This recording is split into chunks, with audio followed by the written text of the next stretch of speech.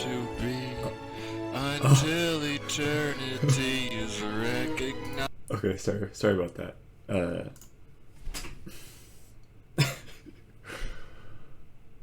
Can we please take a look at this image? If you have not learned about this, it is time. It is time. This is how you're going to understand this image. And this is the thing about this. I don't know if you know this. I don't know if you understand this image, and that is my problem. Before I even begin to explain what is beautiful about this image, I have to let you know that I can't explain it to you, and that's why this image is beautiful. I actually can explain it to you, and I'm going to show you how. Oh, baby, I'm opening this in Microsoft Paint. Okay, I'm opening it. We gotta save it. All right, this is all gonna play into it. You know, we're not saving it there. We're going pictures. Oh my gosh. Okay. So bear with me. Bear with me on technology. All right. Okay. I have you guys on the side monitoring it. This is crucial. Can we go bigger? Oh, gotta see. No, gotta go 100. Bear with me. Wait for it. Oh, you know what? I'm editing this. What am I talking about? Okay. Go! Is it pictures? Yeah. Okay. Alright. In this video right now, what color do I want to be? In this video right here, oh my gosh. In this video, I'm right here. I'm right here, sitting on this boulder. Yes. This is a stick figure. This is me. Okay?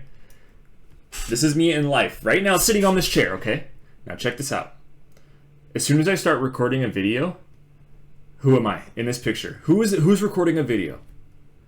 We're starting from scratch. Let's just throw things out there till it starts making sense. I'm not a good teacher, okay? I'm not. If I make a video, if I'm not these guys, I'm at least stepping down here. Because this painting, by the way, it's a good painting, but it doesn't show everybody, it doesn't show every process of the cave. I stop by here to warm the fire. I'm needed. How else did these people get down here? Are you going to say we were born down here? No. We're born up here, man. Just feel that. We're born up here. And some trip down the cave, some trip down the cave, some fall down the cave. Think about the parable in the Bible. Is it the mustard seed, or whatever kind of seed they grow in a rocky terrain? Because Jesus, God will still help them. They'll grow crooked though, but they can get there.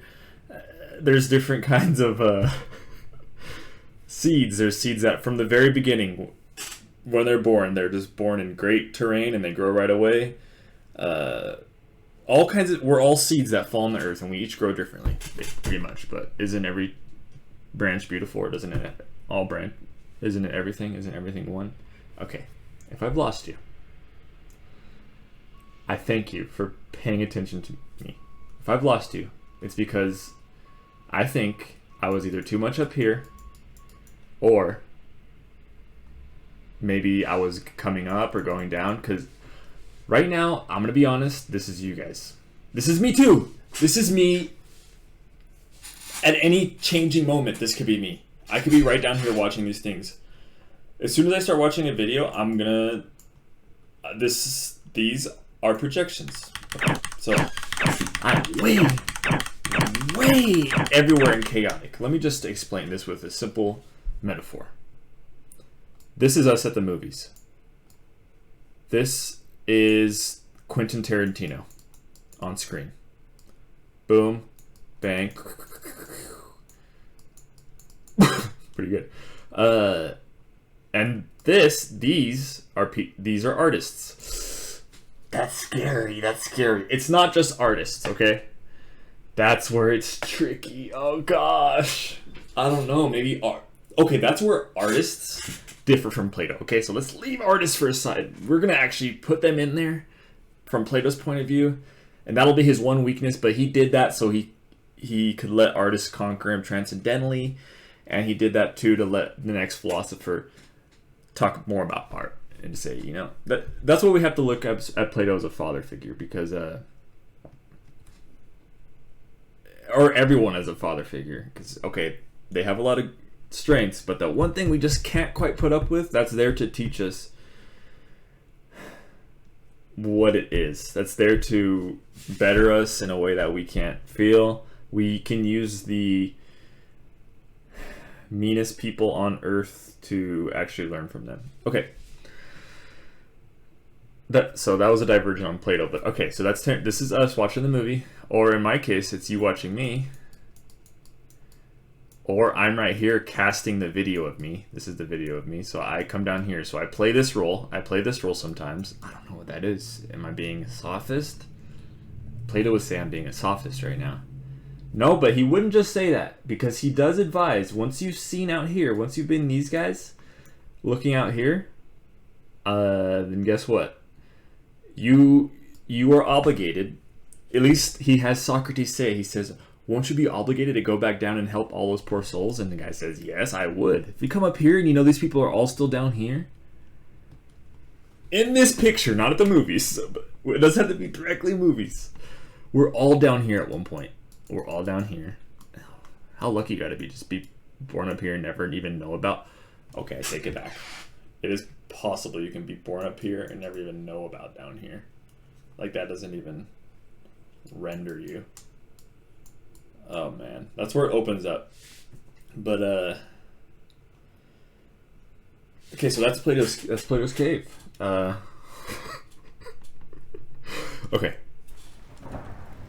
I feel like there's more explaining to do, and I do love that.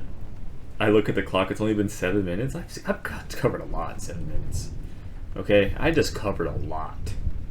You can replay that 7 minutes. That is 7 hours. Okay, that is. All right. As Aristotle would say, I need to balance myself out. I just had a little bout of arrogance that's it was pretty prideful.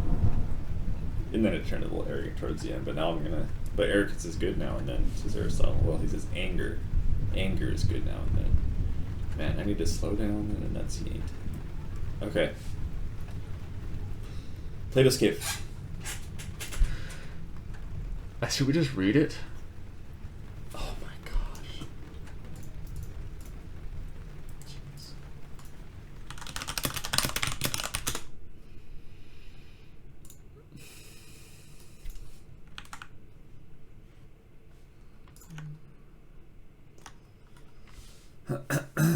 Okay. Should I put the picture up here as well? No. Okay. We're not thinking about no, we gotta put the picture up. God darn it! Okay. Oh, it's mentioned. Okay, there. Make it smaller. Oh, it's right. I got something. There you go. No, not pictures. Pictures. No, then you come up. Okay. So you gotta look at the picture up there. Okay. And now I said, let me show in a figure how far our nature is enlightened or unenlightened. Behold! Human beings living in an underground cave, which has a mouth open towards the light, and reaching all along the cave. Here they have been from their childhood.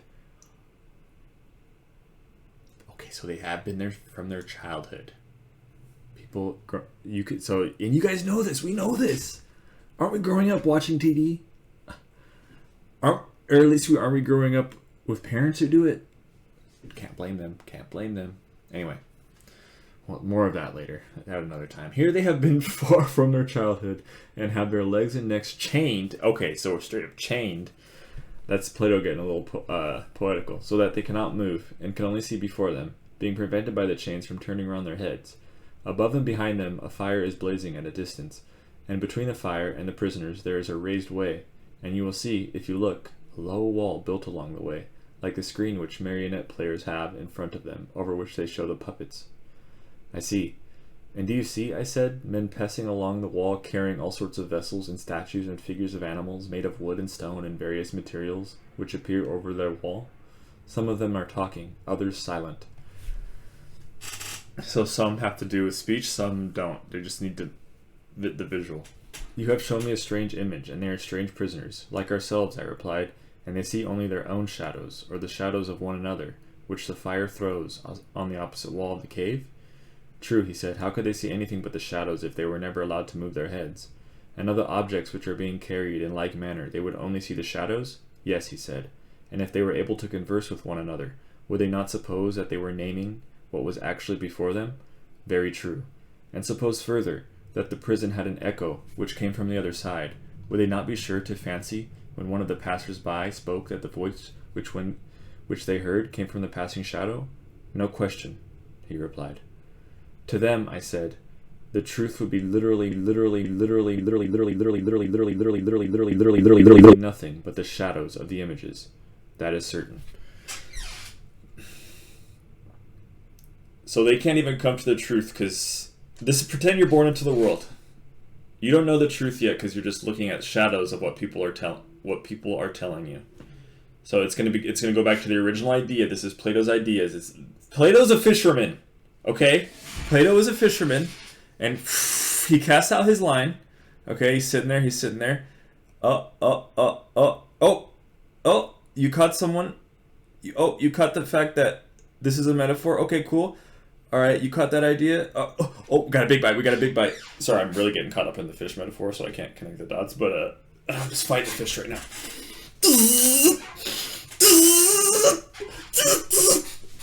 That's some Hemingway for you, but he can describe that line. Good boy. The way he that fast words, silver glinting. Anyone who's felt that knows. Excuse me. You shock yourself. Every time you pull up a fish, that's an electric shock. Ooh, that's good. That's good. Do some fisherman role playing and just feel it.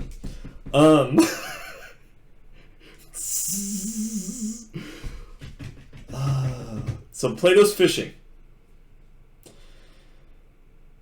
and he's saying, "Oh, you know about the shadows? You seen that? Okay. Now you got to get through conspiracy theories. It's more than that. You got to get this. It's more than. Is it more than God? It's ideas.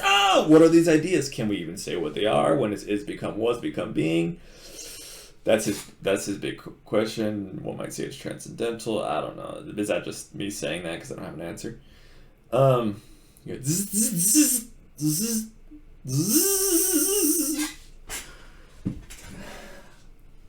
So, okay. That was my phone with no case. So the cave. I say, okay, it's images is everything that tells us. But I'm telling you the metaphor of the movie theater because that's the one that might boom boom boom like excel you to the next level. Bow!